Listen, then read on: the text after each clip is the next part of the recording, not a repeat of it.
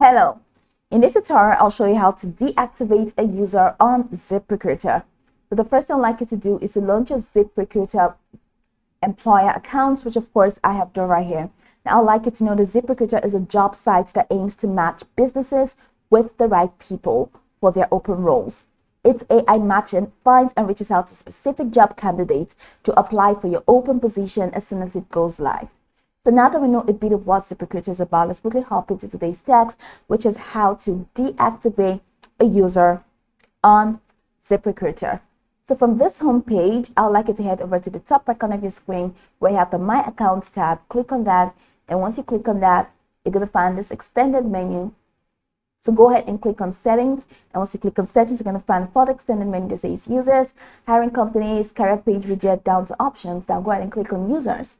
So once you click on users, it's going to take you to the users window. So in here, you're going to have to select the user that you want to make these changes on. So let's say I don't have any user. I can add a user because I need to subscribe to the premium version of Ziprecruiter. But if you have your user, go ahead and click on the user's name, and that's going to take you to the user information.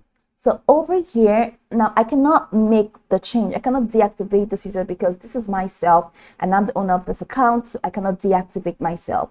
But if you want to, just go ahead and click on another user and it's going to take you to this window. So down here where you have the access setting, I'm going to show you what you're going to find for you to deactivate your user. So from that page, all right, so we've already gone through those pages. So go ahead and, okay, so once you head over to that access button, you're going to find an option for you to deactivate your user in here. But if you don't want to go through this process, if it's going to be too much like hard work, just head over to back to user list, and I'm going to show you what to do. So right back in this page, if you click on, you're going to see this, like you're going to see the actions button.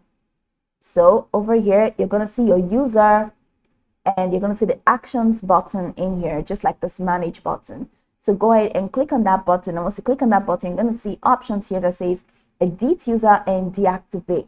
So you're going to find it here. You're going to see your user, you're going to see the actions button and the manage button. So click on that and click on this option that says deactivate user.